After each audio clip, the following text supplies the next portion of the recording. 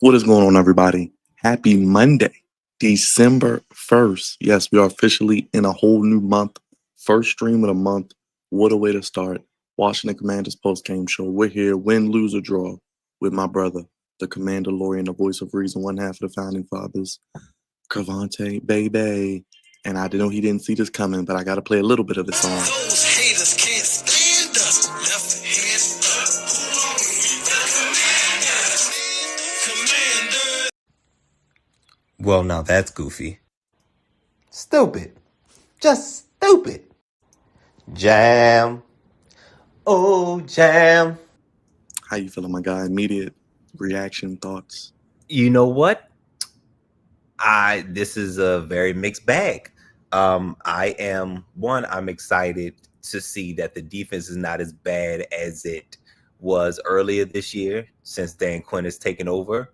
The team looks more competitive and slowly getting healthier. So those are good signs. Now, again, I told you earlier, I'm not trying to win any more games. I'm all about the best draft pick, getting the best prospect that we could possibly add to this team. Youth, adding more youth to this team. And that's by way of the draft, because free agency, all they do is bring old folks on 1-year deals. So I'm thinking long term, either bring in a blue chip guy or, parlay that into more picks to get more younger players. That's what I'm about right now. And I was not trying to win this game, and I thought we were going to lose badly, but I'll take a competitive loss at this point, because now it's giving the locker room to keep fighting and something to look forward to and some momentum going into next year, even though, the L's are slowly piling up. But they're playing way better football, and it's watchable now. Let me say that, because against the Chiefs, the Seahawks, and the Lions, it wasn't watchable. This is watchable and worthy of a primetime spot. I was about to say, we were a little worried coming in. I know you wanted some of these games flexed out. Absolutely. 27-26 in overtime. Washington pretty much kept fighting. They were trailing most of the game, never gave up. Crevonte, get it to overtime. Nope. And Nick Benito with the batted away pass at the end. Guy was wide open, though. So, hold on just a little bit. So great play. Great play by arguably probably one of their better defenders. Well, I think Patrick Surtain II is probably their best defensive player, but he's damn sure up there. And part of the reason why they get so much, they get such a high pressure rate and they have so many sacks. But my guy was open. That's all you ask for is a shot. But the great defenders make great defensive plays, because I know we all remember Aaron Donald in that Super Bowl. Jalen Ramsey, Aaron Donald saved Jalen Ramsey's ring. Saved before the twilight of his career, is from what we see it now.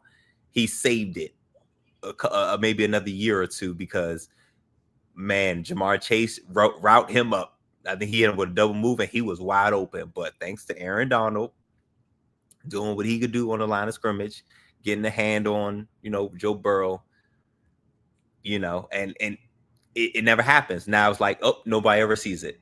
And because nobody sees it, it didn't happen. So, it is what it is. But that's a great defense over there. I'm glad our offense was moving the ball pretty well and scored a nice amount of points on this team. So they have some momentum going into, game after game to keep fighting. But, like I said, I'm not looking to win any more games. I just want y'all to look competitive. Just put a competitive product on the field. How about this? Treylon Burks with the OBJ-like catch. This game had a little bit of everything. It started in November, ended in December. I mean, craziness all the way around. I mean, Mariota with almost 300 yards passing. Ertz almost over 100 yards. McLaurin with over 90 in his first game back. Debo with the touchdown in overtime. They called one back on McLaurin because of Josh Conley holding. I mean, so Right. many things. But before, Josh, I hate. First of all, I hated that call on Josh Connolly. First of all, the offensive line we talked about it in the pregame. Listen, man, this defense and this defensive line was gonna give us hell, and I think the Commanders' offensive line played pretty solid. They played a really solid game overall, because this is like the Orange Crush that we was up against. So they played pretty well, and Josh Connolly, I wouldn't even put that on him, man. Like I get it. It was a hold, but come on, bro. But yeah. So what was the last thing? What was the last thing you asked? I guess we can start there with the defense. I know you've been questioning the defense. Dan Quinn calling the defense now. I know you sent me some possible names. How do you feel about the defense today? Giving up 27 points, but you got to pick off of Bo Nix. RJ Harvey had 2 touchdowns, but what do you think about the defense today? They played. It seemed like they're playing more like inspired, and they're playing to. It looks like they're making a concerted effort to like actually try to get turnovers, because it seemed like the first 8-9 weeks or whatever of the season, it seems like we were allergic to them, and now Bobby Wagner, the lights of Bobby Wagner getting interceptions, and Jonathan Jones almost had it seemed like if he was a little bit younger, I feel like it probably could have been a pick six, because he read Bo Nix's eyes and hit the receiver as soon as the ball arrived. But they look better. They absolutely look better. In pretty much all facets of the game, they did not look overmatched. But I think that also helps because the offense was not having 3 and outs, and the defense not being on the field as long. And of course, I think it's a testament to Dan Quinn as well. Maybe it is his play calling. Maybe Joe Witt Jr. was the problem. So I like what I'm saying. I see an improvement over the past. This is our second week with the Dolphins, the first week in this one, and they look better. Only gave up 87 yards rushing and had a sack, did Frankie Louvu.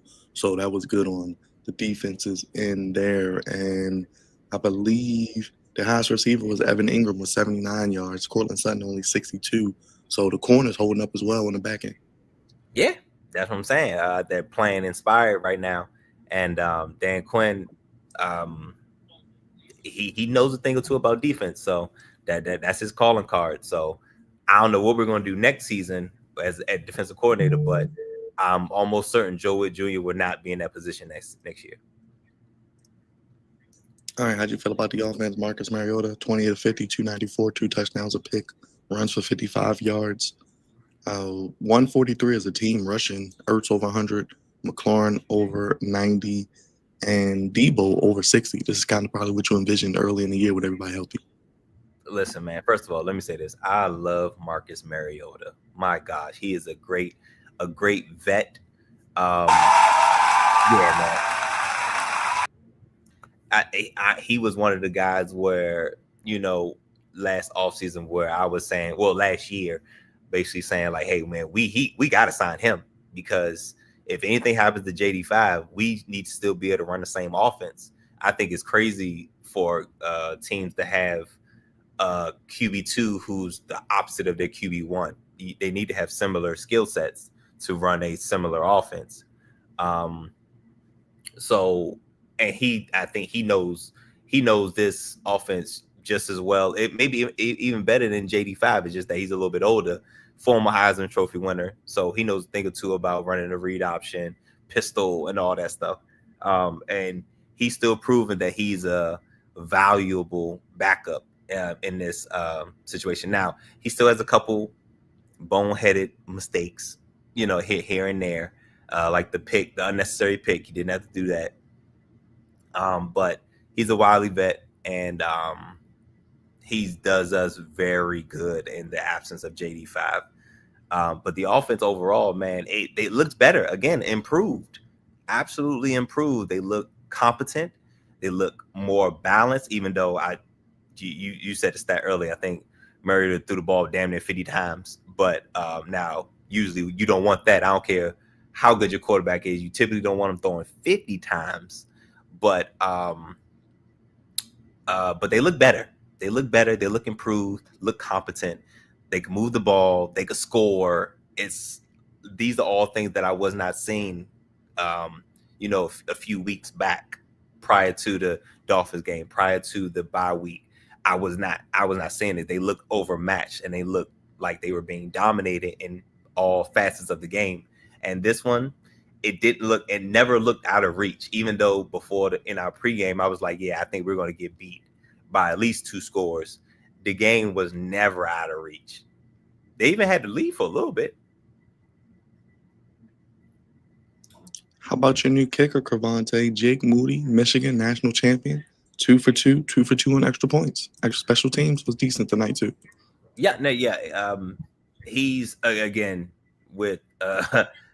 I'm glad folks are not feeling gay anymore, because that was tragic. I'm glad that was over, and that's Matt Gay, of course, guys. But I feel a lot. My Moody is a lot more better with Mr. Moody at kicker. And how about he's kicked here earlier this year, beating us? How about that with the goddamn Chicago Bears, where this whole losing streak started? Offensively or coaching, let's go to coaching. We talked about the offense, we talked about the defense, special teams. How do you feel about the coaching today with your team? I liked it. Again, and I haven't said that in a few weeks. Coaching looks, again, competent. Looks competent. It doesn't look like they don't look overmatched. They didn't look out-coached, Vance Joseph, we know what a great defensive mind he is, but we also know what a great offensive mind Cliff Kingsbury is. It looks like it was a chess match. Defensive coordinator, Dan Quinn and Sean Payton, chess match all game, and almost very close to winning this chess match. So, for once in a while, they did not look overmatched, look very competent, and they were very much in this game. So, these are small building blocks that you use to keep building. Injury-wise, you're left pretty healthy. Main injury, Percy Butler, had a concussion, but he did return. So getting healthier, as you mentioned. And then you got a little bit of a stretch coming up. You got the Vikings, Giants, Eagles, Cowboys, Eagles. So 5 games left this season. Crevonte, how you feeling? Hey, man. I feel more optimistic than I did a few weeks ago. As long as the games are watchable, because again, we still got to do these pre-games and post-games, at least make it entertaining and watchable. I don't mind watching if the next 5 games are play out the way this game did. I'm cool. Like I'm cool, because we get to see improvements, and I can still keep a high draft pick. Oh, this is amazing. So I'm optimistic, and honestly, the way Dan Quinn is coaching his butt off, Cliff Kingsbury and all them, JD5 is probably going to see the field again, and we're probably going to win another game, and it's going to piss me off. But I can't be mad, because Dan Quinn has a winning mentality and a no quit mentality, and he don't care how bleak it looks. He's not going to quit, and he's not going to fight, and that's the culture that he's built in the nation's capital, and I love it. It's just that I don't think that's going to help us long term, but it is what it is. He's in charge, and he's turning this ship around, and things are looking better for it. But JD5, newsflash, JD5 is probably going to be back out there, and it's going to piss me off. He was on the sideline today, smiling, looking like oh man, he was up top, and then he came down, and I was like, oh snap. He was like, oh yeah, we here. Especially when Burks caught the one-handed pass, he was like, whoa. Like, where did that come from? I can use this guy. He's like, yes, absolutely. So, All right, yes. Any final thoughts on this game and looking forward? Early thoughts going to Minnesota, never easy, always loud. loud, man. Loud. They need to work on hand signals. You need to work on hand signals because you may not be able to say what you want to say to individuals. So get your hand signals ready because it's going to be loud. What do you call it? Silent snap counts. Yes. Yeah, we all that's going to have to be mixed in there because I can't. It's going to be tough to communicate, which also means it's going to be tough to audible. So you may have to call 2-3 plays ahead of time just in case. So yeah, that's a whole nother part of the game plan. But and JD McCarthy is out. Yes, I believe he's out. He didn't start today, so he may be out again. Yeah. Hell, damn the Vikings. Oh boy, this may be another interesting game. I don't have any crazy thoughts, but it's gonna be tough. It's definitely gonna be tough going into Minnesota. Even though it's indoors, it's gonna be loud, man. Gonna be loud. We'll talk about it this week and keep you posted on all the injury news as it comes across. You ready to go around the NFL real quick, Crevonte? Look at the games real quick, and then we can get out of here. I know we're in the Monday already in December. Yeah, let's go. We got to do it again tonight. Crazy week, man. Very crazy week. We talked about the Thursday games and the Friday games, so we'll leave it there. 49ers keep rolling against the Browns. Shador's going to start again, they say. Miles Garrett another sack, but 49ers keep on winning 9-4. Man, you know what? I thought I was hoping the game would be a lot closer. I still rolled with the 49ers, but I thought the Browns, they usually show up at home. At least their defense does. But it seems like the 49ers, Kyle Shanahan was still able to get off what he wanted to get off. So that's just a testament to the 49ers because that's an injury-ridden team too. The fact that they're still pretty much in the mix for the division is kind of crazy. But Shador threw his first touchdown today, so kudos to him. But wasn't much else going. Jaguars tied for first with the Colts now. Don't look now, Mark. The Jaguars are walking you down. 8-4, beat the Titans 25-3. We can go ahead and get the Titans a number one pick again. Jaguars host the Colts next week, by the way, too, in Jacksonville. What is Duval? What that coach say? He's getting it done. Find a way to get it done. But the Titans are probably the worst team in football. Like they're really, really bad, and they're 1-10. They may not win another game, so they may lock up the first overall pick probably in the next couple weeks. Depending on matter of fact, no, because the Saints and the Giants only have 2 wins too. So if the Giants or the Saints, if they both win another game, that's probably going to lock it up sooner rather than later for the Titans and the Jaguars. I can't believe this. The Colts were supposed to run away with it, and they are messing it up, royally messing it up. They lose again to the Texans, which we all kind of thought. C.J. Stroud is back. Texans number 1 defense in the league. They escaped 20-16. Houston has Kansas City next week, I believe, on Sunday night. Houston has Kansas City. Woo. I think it's in Houston. Okay. Again, the Colts. Looks like a fall from grace. It's looking like a fall from grace, and they made that big trade for Sauce Gardner. Is he hurt? He is hurt. He left with a calf injury. That's why I put it in the chat because I turned to the game, and the first thing I see is him walking off the field. He's limping, and I'm like, I don't like that. Yeah, he missed the rest of the game. That's not good. That's not good at all. Also, I wasn't able to catch much of this game. Did Jonathan Taylor play? Yes, I believe he only had like 85 yards, 21 for 85. And that's pedestrian for him. Yeah. So yeah, but shout out to the Texans. Like you said, Texas number 1 defense in the league right now. I think it's the Texans, Broncos, and the Patriots they're all somewhere hovering in that top 3 to 4 in the league. And CJ Stroud is back. First of all, I was shaky at first because the offense is still like they went. I think they did QB sneak twice or tush push twice and ain't get it or something. I was like, yeah, I ain't. And I was listening to that. I was listening to that game, and I was like, nah, bro, this ain't it. So I was concerned, but the Texans found a way to win, which is good. But they probably because of their defense more so than their offense. Dolphins 5-7. Crevonte, Devon Achane getting it done. I don't know, man. This Mike McDaniel thing is going to be weird because they're winning games. Yeah. You mean to tell me the GM was the problem the whole time? That's weird. The Saints had an opportunity to win, though.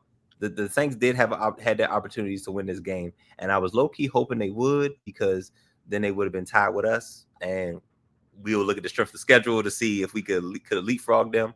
But I have a feeling that the Saints might squeak out another win, because they've been getting close.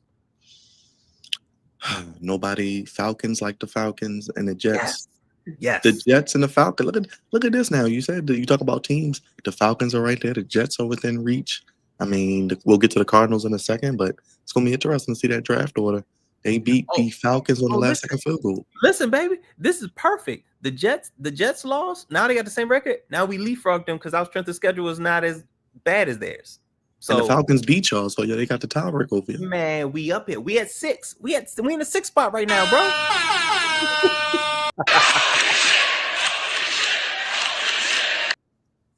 We are in the 6th spot right now because the Jets strength of schedule. But yeah, I love it. So even though I'm almost certain, I don't think I picked the Jets, but I'm glad they won. Buccaneers edge out the Cardinals, and the Cardinals are pretty much done. They may clean house. We don't know, but they are now with the Commanders 3-9. Buccaneers holding tight in the NFC South, which got a lot more interesting, which we'll get to. Yo, the South has gotten very interesting. First of all, this was a must-win for the Bucs. they better have won this game, not just because it's a divisional game, but it's a certain team in Carolina that's right on their tail. Yes, and we'll get to them now. Panthers beat the Rams 31-28. Turnovers from Matthew Stafford, which he hadn't had none all year. Bryce Young doing his thing. They beat the Rams 31-28, 7-6 going into a bye. They play the Bucs twice still too, Crevonte. Yo, this just proves one. All right, there's always like a any given Sunday type of deal in football, right? But there is no legit clear-cut Super Bowl favorite. Like I probably still want to lean the Rams, but nobody's without flaws. Nobody, because the Rams looked like world beaters before this week, and now the Panthers again at home, which the Panthers do play better at home, but they came out firing. They had a pick 6. It was crazy out there, man. So the Rams need to bounce back, because now, can you believe it? It's a certain team in Chicago that's the number 1 seed in the NFC. That's sick. And now the Panthers are literally on breathing down the Buccaneers' neck. And like you said, they play twice. That's gonna be amazing. That's gonna be crazy that when they play. Vikings can't even score. Seattle 9-3, 26-0. No surprise there, I guess. See, I'm scared, man, because I'm scared that we might beat them, man. I'm scared now, man. Minnesota, y'all better wake up by the time we come to town. Y'all need a better performance, because this 26-0, not feeling it. That could be for draft standing as well. Looking at the records now, looking at the game on Sunday. Yeah. Bills pull away from the Steelers 26-7, helping out the Ravens. Yeah. Oh my gosh. Listen, the NFC North. I'm sorry, the AFC North may come down to a photo finish. Is that what we're looking at? It might go down to when y'all have to actually play each other. Starts this week and week 18, which may decide the division. Yeah. Wow. Yeah. That's crazy. So the Steelers are not like you always say, they never go away. They're always around. Even when you think they're out and you want to write them off, no matter how many people call for Mike Tomlin's job, they are in the mix. Chargers. And I'm sorry. And one more thing, Bills, this was damn near must win, because y'all got to stop the bleeding from whatever's going on. Yeah, they look like they're going to be that highest wild card, which we never would have thought beginning of the season. So that'll be interesting. Yep. Maybe a rematch could be in the playoffs because they're going to have to probably play the AFC North winner. So I don't want to see Buffalo in the first round. I know people here are, I don't want to see Buffalo. But anyway, we'll get there. Chargers, Raiders, 31-14. Chargers just keep moving along too. Well, they're tied with Buffalo for the highest wild card. So either one of them will probably be the highest wild card. Woo, yeah, I think I saw the playoff picture. Is everybody in the wild card got 8 wins or something like that? Yeah, let me see if I can get updated. They just put it out. Let me see if I can look at it. But yeah, we'll get that. Okay, yeah. so looks like the Chargers have the wild card lead right now. Okay, so as of right now, Crevonte, it looks like it'll be okay. Shakes up a little bit because of the loss day. So we would have Chargers at 5, Colts at 6 because of their loss, and Buffalo at 7. So kind of fluid. Yeah. Wow. But so they all at 8-4. Yeah. Wow. Yeah, that's a interesting look. Ain't no red in there. Yeah, that's crazy. That'll be interesting. We just talked about Broncos Commander. Oh, Chargers beat the Raiders. Yeah, we talked about the Chargers. Yeah. I was concerned about Justin Herbert. Concerned about his health. I know his I think he hurt his hand or something today, but he was able to come back. But the Raiders are bad. The Raiders are really, really bad. Geno Smith's career is probably over. I think the Raiders should be looking to draft a quarterback. They should very much be in a quarterback market, but Raiders are bad. Chargers found a way to beat a weak divisional opponent. Monday night, Patriots and Giants. We'll talk about that tomorrow, and then we kick it off with the Lions and Cowboys on Thursday. So another fun week ahead as we're in December. Wow, we're already in December, man. That's crazy. But yeah, keep on moving, man. So many wild storylines going on, man. Chicago is number 1 in the NFC. This is terrifying. Let the people know how to keep up with us, Crevonte, if they're watching, like what they need to do as well. Oh, check out the Flex Zone podcast. We do pre-games and post-games for the Commanders and Ravens. Our pre-games for the Commanders, you catch us when you catch us. But if you hit the bell for notifications, you'll be notified for when that video drops. But of course, and of course, our post game will be immediately after the game. You'll get our instant live reactions after the games, and yeah, like, share, subscribe, comment. We love the engagement, and follow us, follow the page, follow the channel. You'll find something you like. I guarantee it. Appreciate you, Crevonte, baby. As you mentioned, we're your home for Washington Commanders coverage. We'll have a pregame for the Vikings this week at some point. Take a look at that injury report. And as always, postgame on Sunday, which I do believe is a normal start time. Let me double check that. It's a 1 o'clock game. It's a 1 o'clock game. So we're going to have to figure something out. We may do another super post game because we're at 1 o'clock also. So we'll figure it out. We'll see what we're doing this week. We'll see. I'll try to get everybody on the same page. But I think that's all we got, Crevonte. The Commanderlorian, one half of the founding father, senior producer, captain of the Goofy Ship.